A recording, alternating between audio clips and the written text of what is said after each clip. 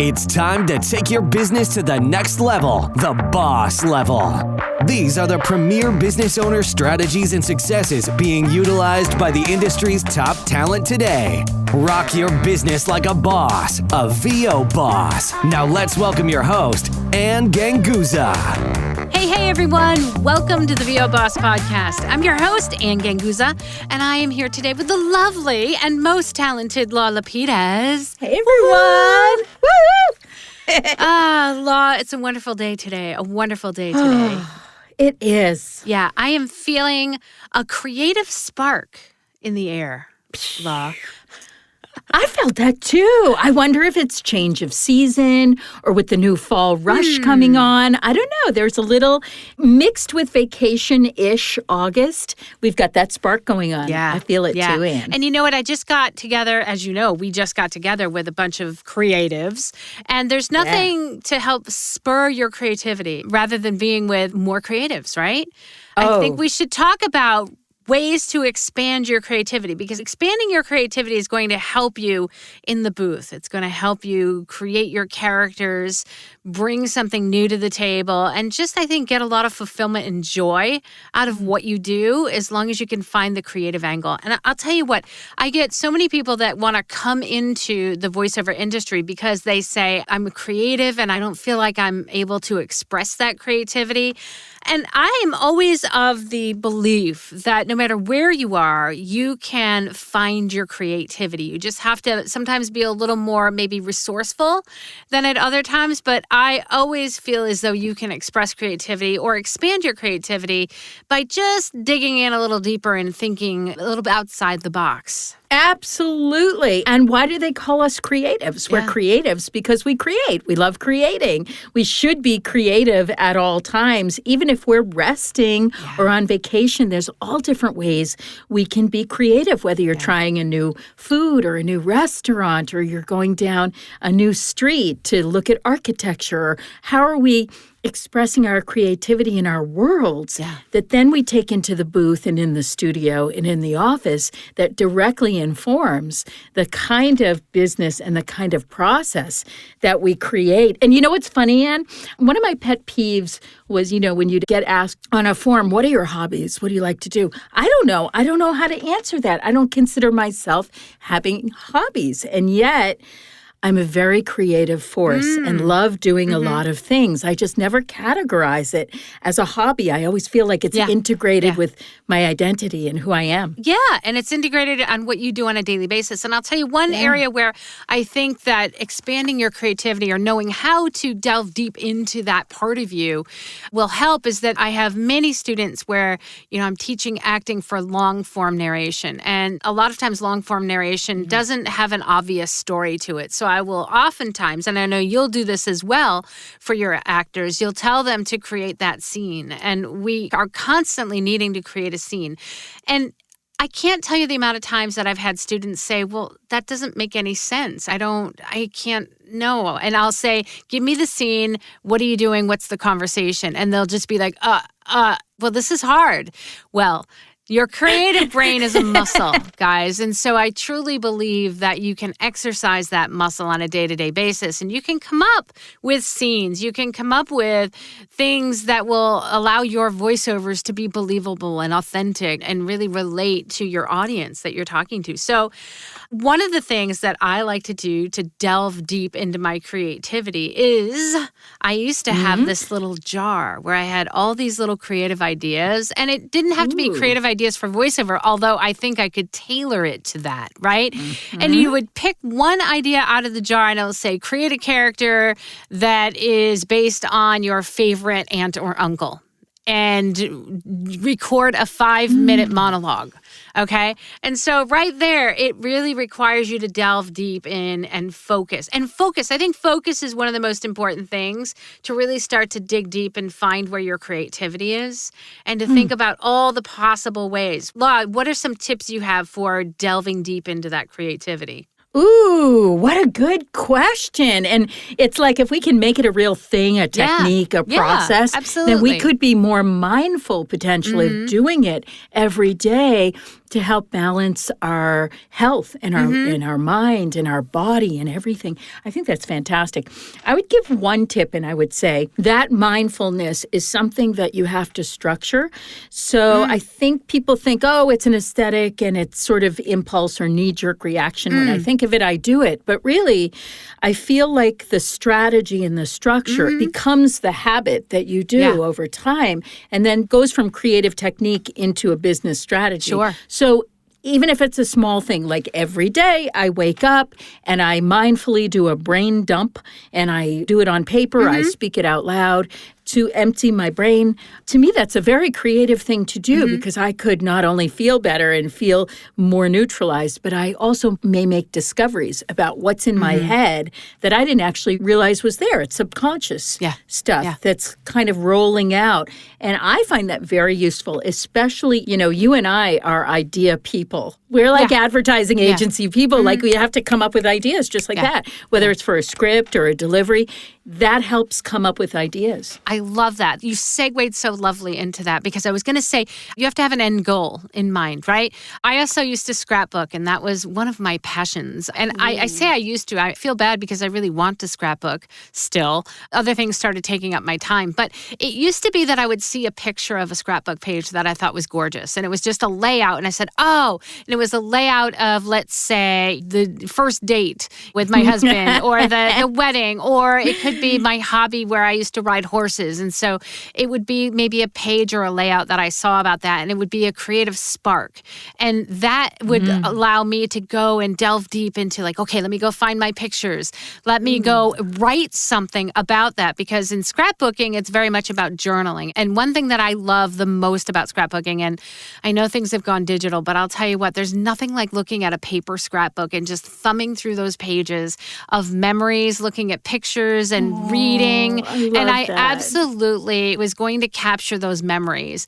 And I love just looking back on that. And so I still believe that there's something to the writing it down on a piece of paper and having something tactile that you can touch and feel. And I think the end goal can be something to start with and then kind of work backwards to think about how are you going to reach that end goal. So perhaps in voiceover, maybe you want to create a new character, right? And your new character would be maybe some, like, give it a characteristic, right? You want to have that funny, dorky character. Well, okay, work backwards from that, okay? And so who is it in your life that's funny and dorky? What do they say all the time? Write that down. Those could be funny lines that you could then practice and just really shape your character to that. I think that's one good way to do that. And I love your brain dump in the beginning, in the early morning, because that's great. Just getting all that stuff out. And then maybe setting a long-term goal for your creative. Like creativity can also be, it doesn't just have to be, let me create a character voice. Creative is, let me get better at telling stories. So how am I going to develop my creative style to be able to tell stories better? And I want to be able to tell stories better on, let's say, really dry material. Well, I got lots of that for you because I do tons of long format narration. I can help you with that. Just go find some really dry material out there and let's figure out what's the storyline, figure out how to break it down. And again, I think number one is have that end goal. Number two is educate. Gosh, I'm such an educator, right? I mean, I love education. I think along the way, if you can educate yourself, you can certainly Google storytelling, key steps for storytelling. And you can also work with someone as well to help you develop key steps for storytelling. But educating yourself like that, I think there's just nothing that can beat that. You know, it's so true. When you get it down on paper, there's something that becomes real about it. To get it out of your head and do the process of writing it down or typing it out becomes real. And then even speaking it to someone becomes even more real before you manifest these ideas as actual events. I'm going to give a tip too, and I'm going to call it alchemy. So I always feel like what we do in our craft and in our art and in our businesses as bosses is create alchemy, and meaning taking nothing and creating something out of it. Yeah. Unlike a magician, which I always think of magic as something where we're making something disappear or removing something or we have an illusion going on. This is a little bit different. I think of this almost more scientifically, like nothing is there, and then all of a sudden, something is there and it's very real and you did it and you manifested it. So creatively, do anything you can do where nothing is there and then you create something. So for instance, take a blank canvas, create a visual. Take clay and then create something out of the clay, or take a seed and plant it and then there's a flower, so that you can manifest the idea that my ideas may not all come true. They may not all manifest, but because they're there and they're present and I'm allowing them to come out into the world, that there is a chance that alchemy can happen from that process. And that's that risk that we talk about. That's that falling off the cliff and saying, oh, sometimes things actually happen and are created out of process. So creatively speaking, I think that's a tremendous hobby, if you will, to just practice that. Practice creating something out of absolutely nothing. And now, where do you go for ideas? That's a good question, right? Gosh, I just say the internet is at your disposal, right? And also other creatives, right? Other creatives doing brainstorm sessions, you know, those accountability groups. I mean, I say take 5-10 minutes and talk about, hey, what can we do to expand creatively? And there's lots of things that can help you to expand creatively, too, that's within the realm of voiceover. One of the biggest I can think of right now is improv. Right? Improv is creative. Take a conversation and go with it and run with it. That's the best of alchemy, actually. Right? Yes. Exactly. Yes. And just create that. But I think also getting together and brainstorming. I do have a business coach that I have had for the past, 12 years. And I absolutely love my business coach. And we brainstorm. We brainstorm once a month. We have a session where we brainstorm and we say, where is it that Anne wants her business to go? But that is a creative brainstorm. And what can we do? And I'm constantly evolving. I think we had an episode on either parallel streams of income or what is your plan B, right? You should always have that backup plan. And so what else will you do to grow your business, right? And that's a very creative endeavor. And for me, I'm going to tell you that the VO Peeps and the VO Boss podcast, the very podcast that you're listening to, bosses, was a creative endeavor, because one of the things I saw was an end goal of like, oh, a podcast, that sounds really cool. I want to do that. And then I took that one idea that was really nothing and I said, okay, now what do I have to do? What are the steps that I have to take in order to create that, right? And the first step was, what's the vision for it? What is it that I want to do? Or what is it that I want to conceive? And will other people, and it doesn't always have to benefit other people, but for me, I wanted it to be a resource. So that was within the realm of my project scoped. Okay, I want this to be an educational resource. Now, how am I going to get there, right? What am I going to do? Well, first step started brainstorming it with somebody and then educating myself on the process. And I did that a lot when I was a scrapbooker as well, right? I saw a scrapbook page with paper flowers and I'm like, I should be able to make paper flowers. Like, there are some really beautiful paper flowers out there, right? There's techniques, there's things that you can do. There's all different patterns and kinds of paper and techniques, and you can crumple the paper first and then you can put layers of that with a different pattern paper. It's amazing. And I think even if you're doing creative things that don't have to do with voiceover or don't have to do with your business, they will absolutely, number one, bring you joy if creativity is what you are seemingly lacking in your life. But it can also open your mind to doing things to propel yourself forward personally and professionally. Ooh, I love that. So you're really looking the fine details, the really small little minutia in what you're doing rather than just the big task of it. But look at the little moments that happen that really are like sliding doors. They really change the trajectory of where your piece or art or business is going to go based on those little tiny details. I think that is phenomenal. I would even motivate people to be very visceral and very kinesthetic about it every day, meaning don't stay online. Go outside. Do something outside. Like I love to go into a little bookstore and see what's in there that inspires me, that makes me excited or happy, or go get a massage or go to a movie. I've been or go bike riding lately. Go outside. shop. Yeah. I don't know. Do something that's physical and visceral, bike riding, walking, whatever you're doing. Go to a restaurant, go to a diner, go sit and have French fries so that you can really observe people, look at human behavior, watch the servers, smell the cooking, feel the table. And it sounds insane, but it's like we forget how to do that when we're inside too long and we're locked in too long. And that is my hobby. Yeah. That is like my hobby. People, I love that. People. Can I just reiterate people? And again, because, Law, you and I just came back from a conference. Gosh, being around other creative people, just soaking up the energy. Not even, you don't even have to be discussing things that are creative. You just have to be around other people that have that creative energy and observe them and see what they're doing and then be inspired by them and be motivated. So be open to that instead of, let's say, maybe, I don't know, being at a conference and being, I don't know, like sad or feeling bad about yourself or not feeling like you're enough. I went and saw the Barbie movie, that kind of a thing. I actually always thought that for me, creatively, watching wonderful media, great movies, listening to great music was always such a wonderful experience to bring out the creativity in me and to relax me, to get me thinking, to get me outside of myself. Because sometimes we're so stuck inside ourselves that we cannot get out of it. And I'm going to say this for those people who say, I am so miserable in my job. Okay. I get it if you're maybe miserable in a situation where maybe you've got people around you that it can become toxic, you're not happy, you're bored.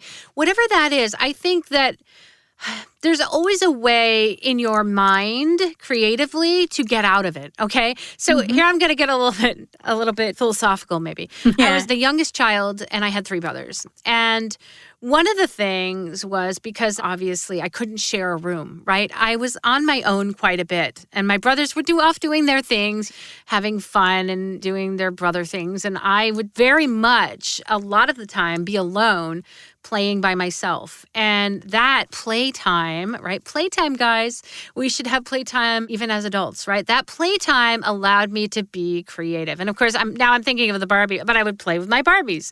And I would play with lots of toys. I did all sorts of things with my imagination to create scenes. So it's absolutely in every one of us. I think we just have to revisit and give ourselves some time so that we can have that time for ourselves. And if you're miserable in your job, I think there's always a way to find a part of your job that you can become creative in. I say that, I mean, I worked, in a couple of different industries, right? I was an educator. I loved being an educator, number one, because I loved learning. Learning meant that nothing was ever the same, and I was able to educate, but also in that way, I was creative, right? I was creating classes. If I thought this was a really cool technique, I would create a class and I would teach someone. When I worked in the medical industry, I was an engineer. I was trying to solve problems.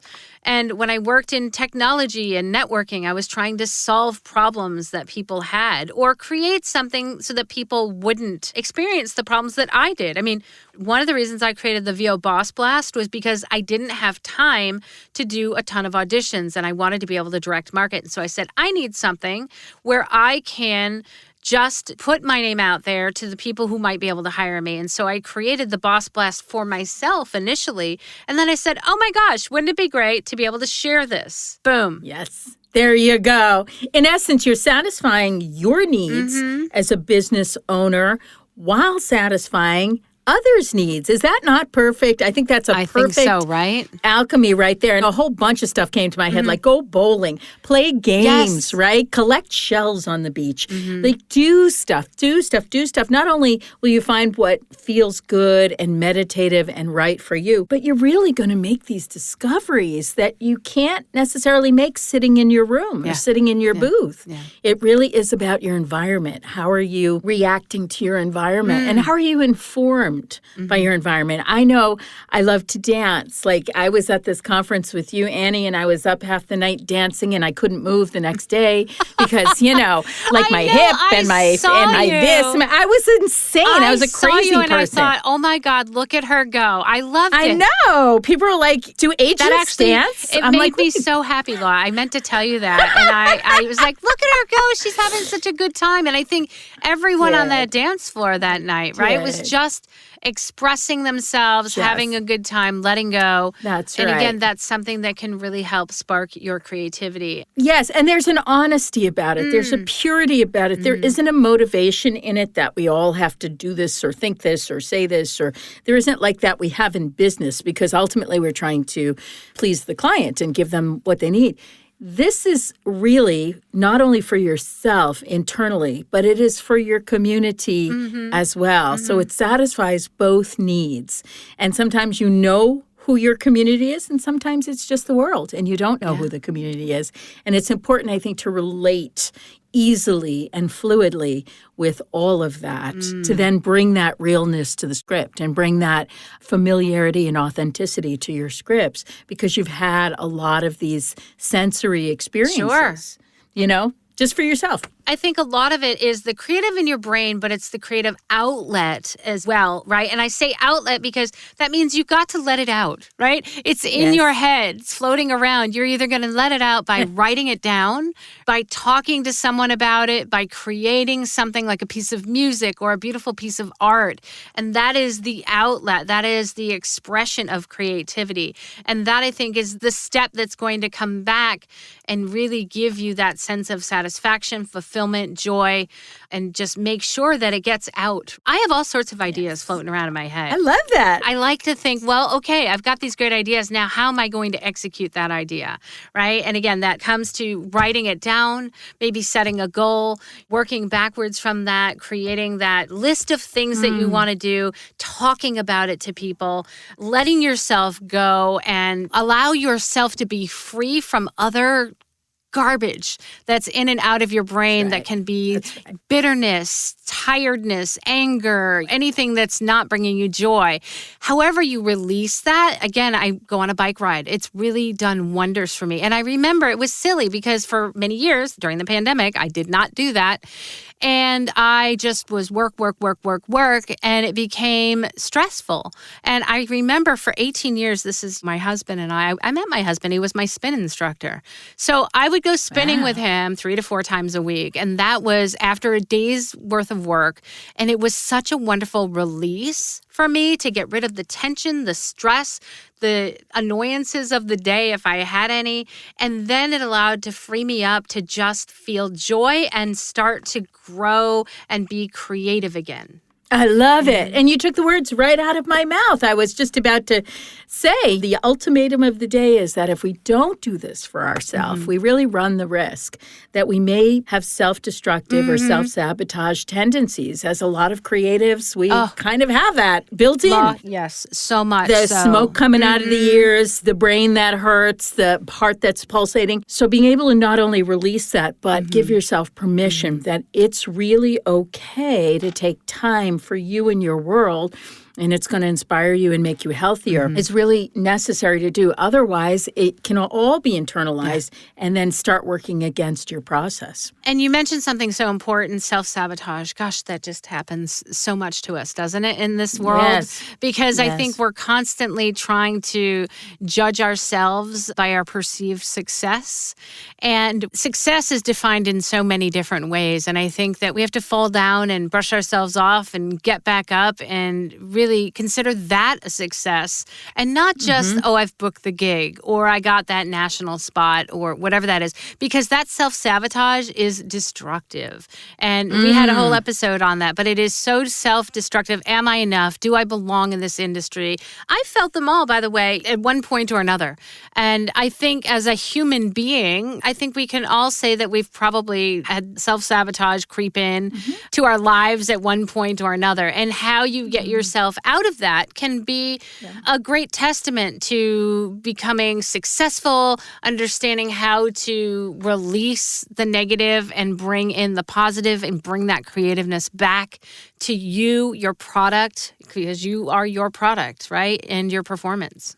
I love that. This is so inspiring to me. So fuel yourself with feel-good stuff that really invites invigoration and vim and vigor. And if you really feel that you're being drained by it, you're not your best self, it's destroying you, then look elsewhere because you're going to know the difference between something that inspires your work and fuels it and something that drains you and steals your focus. Love it. Well, that's another podcast, right? How do we remove ourselves from a situation that is not bringing us joy and is not bringing our ability to create, right? So what a great conversation, Law. Thank you so much. I love talking to you, Law. My pleasure. I think between the two of us, brainstorming, I mean, we do that all the time, right? We are helping one another to become more creative. And bosses, you can do that as well. So I want you to now imagine a world full of passionate, empowered, diverse individuals that are giving collectively and intentionally to create the world they want. It's exactly what we've been talking about. And you can find out more at 100voiceswhocare.org. All right. Big shout out to our sponsor, IPDTL. You too can connect and network like bosses and bring that creativity out in all of us. Have a wonderful week, guys, and we'll see you next week. See you then. Bye. Join us next week for another edition of VO Boss with your host, Ann Ganguza. And take your business to the next level. Sign up for our mailing list at voboss.com and receive exclusive content, industry revolutionizing tips and strategies, and new ways to rock your business like a boss. Redistribution with permission, coast-to-coast connectivity via IPDTL.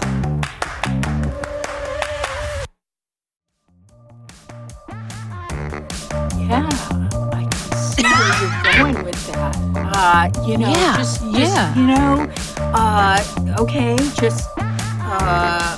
why don't you try something else, I don't know, just take a chance, I don't know, surprise me. Surprise me with something different. And at that point, it's always like, walk out of the room. Okay. I don't walk out of the room.